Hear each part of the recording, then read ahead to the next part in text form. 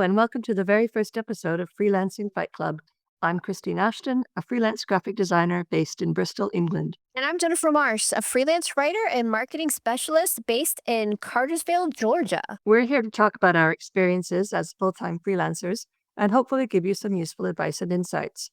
Now, we decided to call this podcast Freelancing Fight Club because freelancing is not easy and it's not for the faint of heart. It might be out of your comfort zone, and at times it can be quite painful. There's a lot of information about freelancing already out there YouTube videos, TikToks, blogs, etc. But they normally only tell you the good stuff, like you have the freedom to set your own hours, have control over what projects you want to do, and be your own boss. But there's a downside as well. Competition is cutthroat because you're part of a global marketplace with millions of people from all over the world, many of whom live in countries where the cost of living is low, and they can ruthlessly undercut your prices. You'll face a lot of rejection. People will try to scam you, people will try to beat you down on your prices, and people will try to take advantage of you. You need to be tough and resilient. So, we are going to give you some straight talk about what freelancing is really like. We'll be honest about what we've done right, what we've done wrong, what we wish that we'd known when we were starting out. We're not going to sugarcoat any of the mistakes that we've made in the past or any of the problems that we continue to face today. So, if you're thinking about going freelance and you want to know how to get started and what to expect, we're going to be able to help with that. But even if you've been freelancing for quite a while, you may find now that you're facing difficult times due to the economy, or you're worried about how artificial intelligence might affect you in the future. So, we're also going to talk about the various things that we're doing these days to upskill, reskill, come up with new marketing strategies, and stay in the game. Topics will include things like how to write a good proposal, how to find clients, how to deal with difficult situations, and how to avoid scams. And not to brag, but we have a combined total of 42 years of experience. We're not new at this. And in addition to us offering different services, we take quite a different approach to freelancing. I tend to overplan and I'm very methodical, whereas Jennifer is probably more intuitive and just goes with the flow. And I think probably takes more risks than I do. Is that fair to say? Yes, I think so. We also work in different markets and different marketing methods, in that Christine relies on networking and cold contacting, very extroverted. And I find most of my clients through a freelance website called Upwork. She likes to talk to people, and I prefer to use written communication instead. So, between the two of us, we'll be able to cover a lot of ground. We also know quite a few other very experienced freelancers, and we're planning to have them on as guests. So, you'll hear from people who are in different niches and at different stages of their freelancing careers. And we'd also like input from our listeners. If there are any topics that you'd like us to cover or any questions that you have, please let us know in the comments.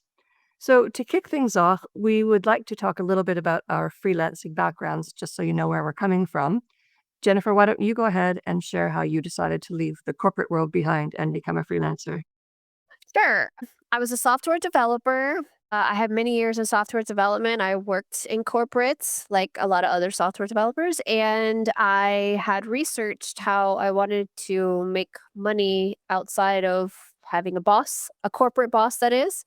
And I decided I would give it a go after I went through my third layoff. And it kind of affected me in a way where I was really disgusted and sick of corporate. So I kind of took the leap. I would say I took a huge risk and it paid off. And now I would say that freelancing, and writing and marketing in particular, are my new career from software development. How about you? I was also in the corporate world as a graphic designer. I was living in Toronto the last time I had a proper full time job 27 years ago. And I worked on what was called Bay Street, which is Canada's equivalent of Wall Street, the financial district. I worked in the corporate finance department of this huge global Fortune 500 company. It was a very intense environment, full of type A personalities, quite stressful, really, really long hours.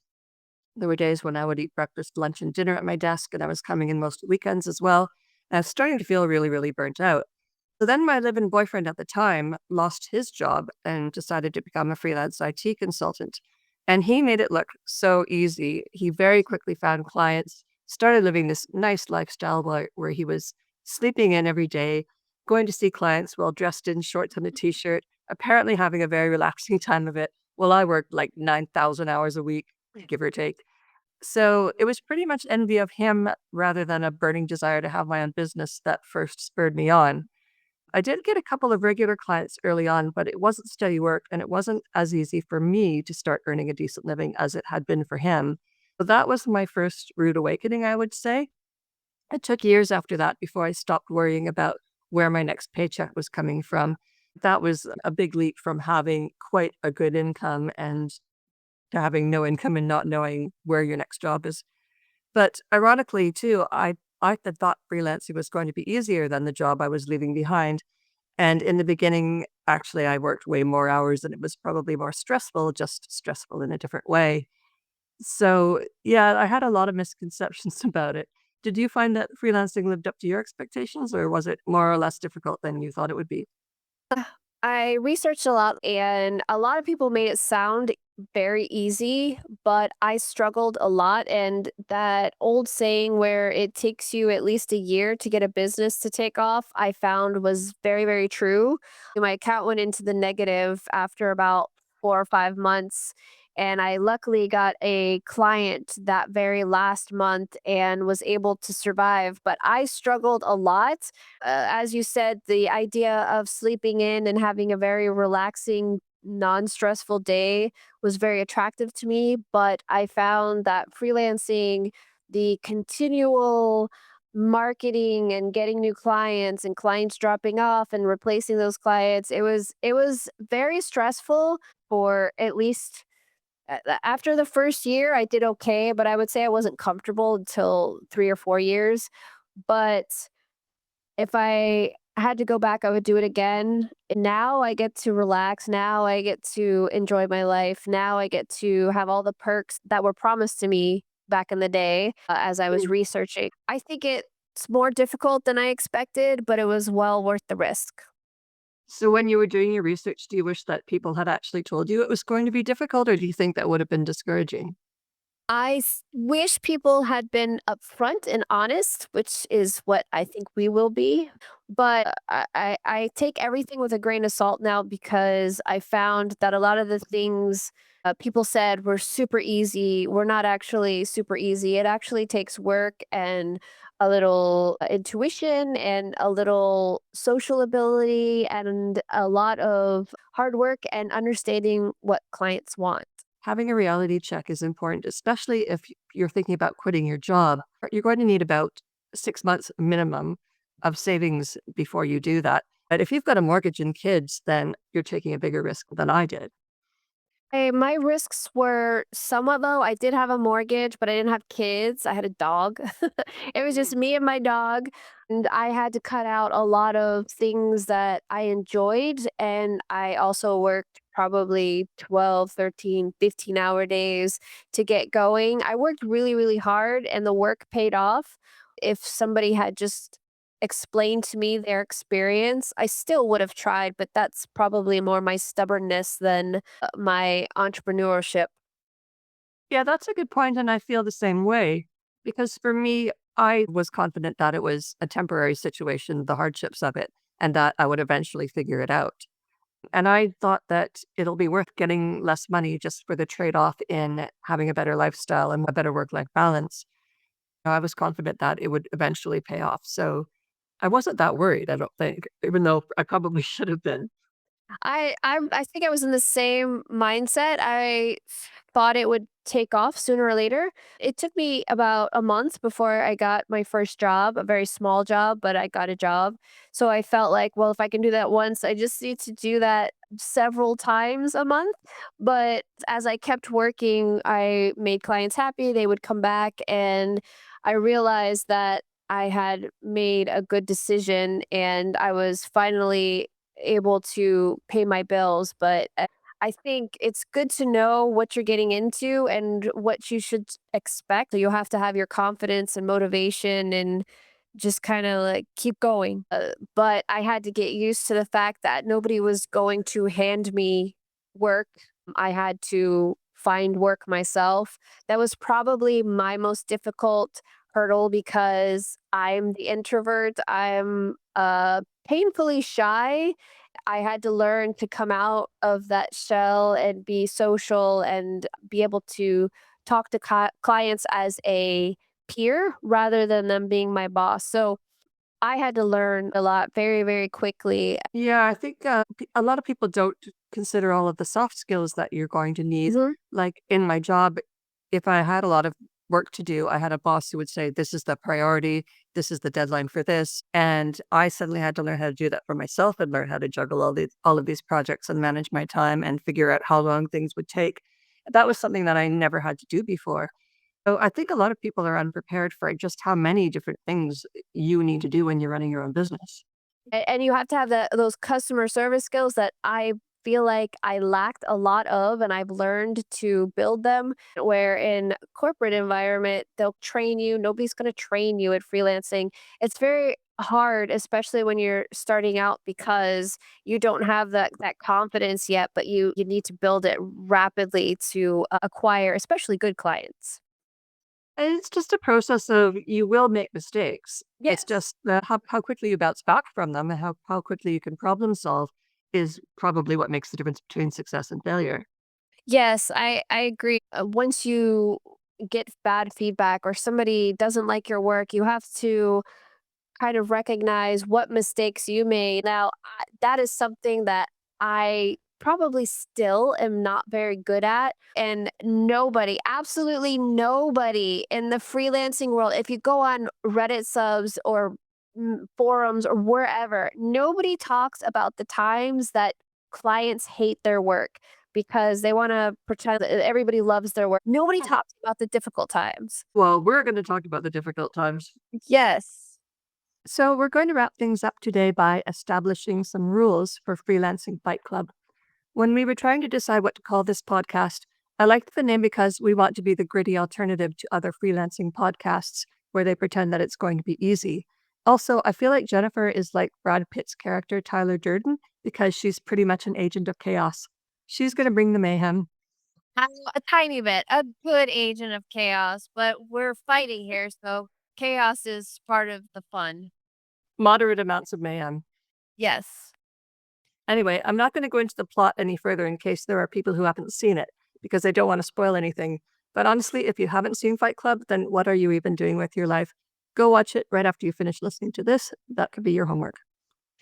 For those of you who have seen the movie, you'll be familiar with the 8 rules of Fight Club, and we think that they can easily be adapted for the purposes of our freelancing Fight Club. Most famously, of course, the first rule of Fight Club is that you do not talk about Fight Club. And the second rule is that you do not talk about Fight Club. But in the film, everyone does talk about it. None of those guys can keep a secret. Suddenly, there are thousands of guys showing up at every meeting in different cities, and the whole thing just snowballs out of control. So, yeah, don't talk about our Fight Club in the same way that they don't talk about theirs. Please do spread the word. We want lots of listeners. Refer us to anyone that you think might benefit from our ramblings. So, yes, the first 2 rules of Freelancing Fight Club are do talk about Freelancing Fight Club. Rule number 3 in the movie Fight Club is if someone yells stop, goes limp, or taps out, the fight is over. I think we can reinterpret this rule to mean that if you give it your best shot and freelancing is just not right for you, no one to call it quits. A lot of people are just not cut out for it for one reason or the other, and we're going to talk about that in our next episode. Rule 4, only two guys to a fight. That's not going to apply with us because the rule will be that other people can help you fight. We're going to give you as much good advice as we can think of in this podcast, and there are plenty of other places to go for help, lots of resources online. And in future episodes, we're going to use the comments section to give you some useful links where you can get further information. Now for rule 5, one fight at a time. That's not a good rule for freelancers. You're going to have multiple struggles and be fighting multiple battles at a time. fighting for more work, fighting off your competition, fighting to retain your clients. So, our rule number 5 will be that you have to engage in as many fights as it takes. Right. And rule number 6, no shirts, no shoes. So maybe not no shirts because I do a lot of on camera meetings, but Jennifer doesn't. So she can totally do that. Yeah, no, I have to wear a shirt, no shoes though. Okay. No shoes is a really good rule. I used to have to dress up to the nines for my corporate job, and the shoes always hurt. Why do all women's shoes hurt? But I just work all day in bare feet or slippers now. I agree with that. That is one of the main perks of working from home is you could wear no shirt if you're not on camera or no shoes or both. So yeah, let's make no shoes an absolute rule. Fight Club rule number 9 is fights will go on as long as they have to. Yes, definitely. That's a good rule because if you've made the decision to run your own business, you can never stop fighting. It's a continual process of learning and improving. And as we said before, it's not for the faint of heart. And finally, rule number 8, if this is your first time at Fight Club, you have to fight. Don't just stand back and be an observer. Get in there, take the hits, get a little bit out of your comfort zone, and face your fears. Fight to overcome the challenges and make your business a success. Yes, get ready, strap in, tune into our next episode. Thanks, guys. Thanks for listening. Bye. Bye.